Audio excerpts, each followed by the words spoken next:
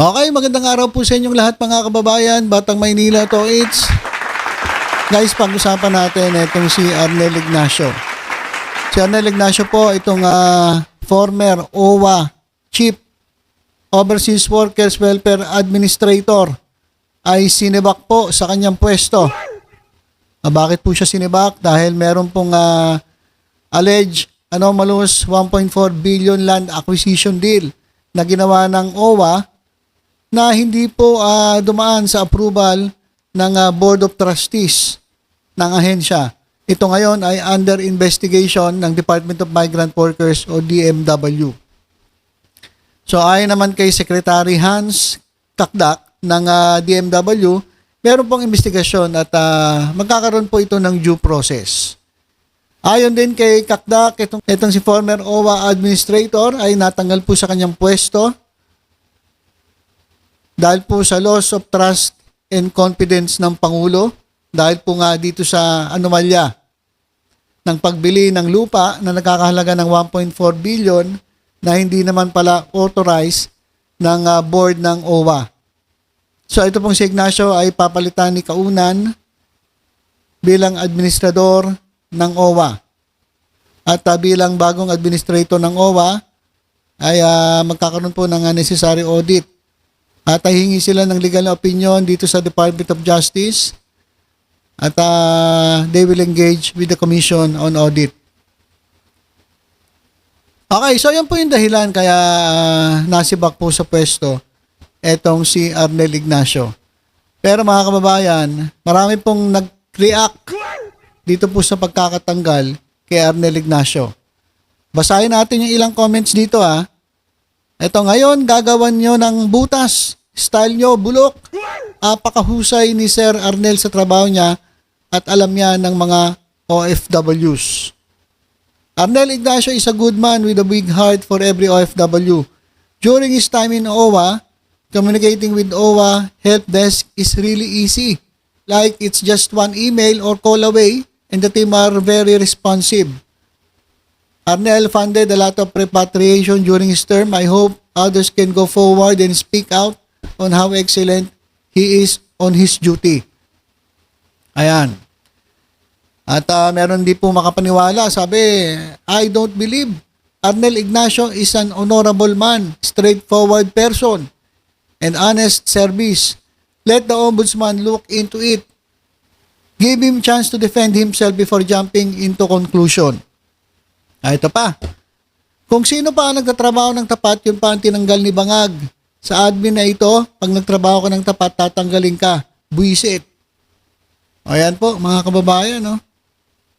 Okay. Pero mga kababayan, ito po yung isang sinasabi nilang dahilan kaya galit na galit sila.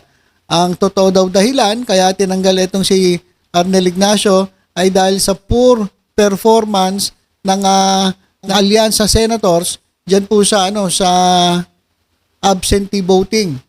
Diyan po sa mga botohan ng mga OFWs. Sabi nga dito, sinibak dahil ata hindi binoto sa mga OFW ang mga manok niya kaya pinagpilitan. So yun po yun mga kababayan. Ito mga nagtatanggol kay Arnel Ignacio, sabi nila magaling si Arnel Ignacio, tapat naman sa tungkulin. Mga kababayan, kaya nila nasasabi to kasi ang nasa isip nila, sinibak si Arnel Ignacio dahil pinag-initan ng presidente. Bakit?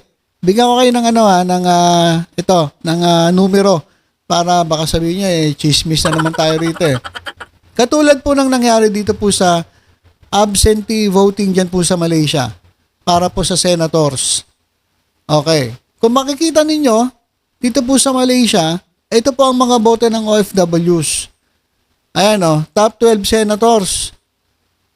Number 1 si Bongo, De La Rosa. Number 2, Marcoleta. Number 3, Bondok, Rodriguez, Lambino, Hinlo JB, Salvador, Kibuloy, Mata, Aquino Bam, Unasan. So kung mapapansin ninyo, talaga naman po yung Duterte, solid na solid po dyan po sa Malaysia, sa absentee, overseas absentee voting dyan po sa Malaysia. Ito po yung boto ng OFWs dyan po sa Malaysia. Solid po. na ang kanilang ibinoto ay PDP laban candidates. At dito naman po, mga kababayan, sa UAE, ito naman yung resulta ng online voting made by fellow Pinoys dyan po sa UAE. Ito mga kababayan, no? Ang nag-number 1 po ay si Bongo, pangalawa De La Rosa, pangatlo si Marcoleta, Bondok, Rodriguez, Lambino, Hinlo, Salvador, Mata, Kibuloy, Hunasan, Amy Marcos. So ganun din mga kababayan pagdating sa United Arab Emirates ay panay PDP laban po ang nagsiwagi. Kaya sabi tuloy netong mga ng mga sigurado mga DDS to, kaya daw tinanggal itong si Arnel Ignacio dahil nga pinag-initan. Dahil bilang administrator, hindi niya kinampanya itong mga itong mga kandidato ng alyansa. Yan po sa kanyang nasasakupan kasi hawak niya ang mga OFWs . So yun po yung yung sinasabi ng mga DDS o yung ilan nating mga OFWs na kababayan.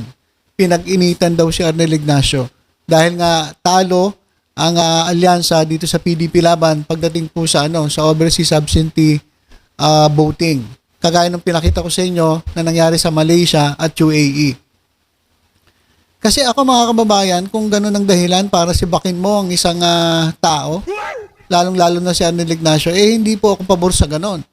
Kasi unang-una, hindi naman trabaho, para sa akin lang to mga kababayan mukhang hindi naman trabaho ni OWA administrator Arnel Ignacio na na mangampanya. Kasi trabaho yan ng trabaho yan ng campaign manager. 'Di ba? Trabaho yan ng campaign manager, trabaho yan ni Chanco. Si Chanco kasi iba ata ang inaasikaso . Kaya pati sa Mindanao, olats din ang alyansa . So, unfair kay Arnel Ignacio kung siya ay tinanggal dahil po sa sa resulta ng eleksyon dito po sa overseas absentee voting, online voting. So unfair 'yon. Para sa akin unfair 'yon. Hindi 'yon na dapat dahilan para tanggalin mo ang isang naglilingkod diyan kasi hindi naman 'yung parte ng kanyang trabaho. Dapat ang sisihin niyo diyan itong si Toby Chanco.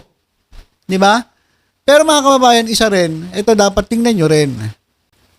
Kasi, meron po kasing ibinibintang sa kanya. Ngayon, kung ito malulusutan niya, at mapapatunayan niya na hindi siya involved dito po sa anomalya, malamang pwede nating sabihin na kaya siya tinanggal, dahil nga dun sa resulta ng eleksyon. Hindi naman niya po ito i-declare sa mga OFWs . Ito po ay trabaho nila outside po sa communication nila sa mga overseas Filipino workers. Pero kung mapatunayan na talagang involved si Arnel Ignacio dito sa anomalya, wala tayong magagawa. Yun po talaga ang dahilan kung bakit siya sinibak. Alam ka naman porke malapit ka sa OFW, gumawa ka ng kalokohan, hindi ka sisibakin? Hindi, dapat masibak ka, dapat managot ka. Kaya nga kinakailangan lang ni Arnel Ignacio ay mapatunayan na wala siyang kinalaman dito sa pagbili po ng lupang nakakahalaga ng 1.4 billion na di umano'y hindi dumaan sa Board of Trustees ng ahensya. So ito naman po ay under investigation pa. Hindi pa naman po guilty si Arnel Ignacio, kaya pwede pa niyang ipagtanggol ang kanyang sarili. Alam niyo mga kababayan, lalabas at lalabas naman ang katotohanan na kung siya ay pinag-initan o talagang siya ay involved sa anomalya. Kaya dun sa mga nagsasabi na pinag-initan lang si Arnel Ignacio kasi palpak ang naging resulta ng eleksyon dyan po sa overseas Filipino voting, lalabas po yan mga kababayan. At para sa akin, unfair po na tanggalin si Arnel Ignacio kung yun ang dahilan. Pero kung meron talagang dahilan katulad nito at pag siya ay napatunayan na siya involved sa anomalya, dapat siyang managot.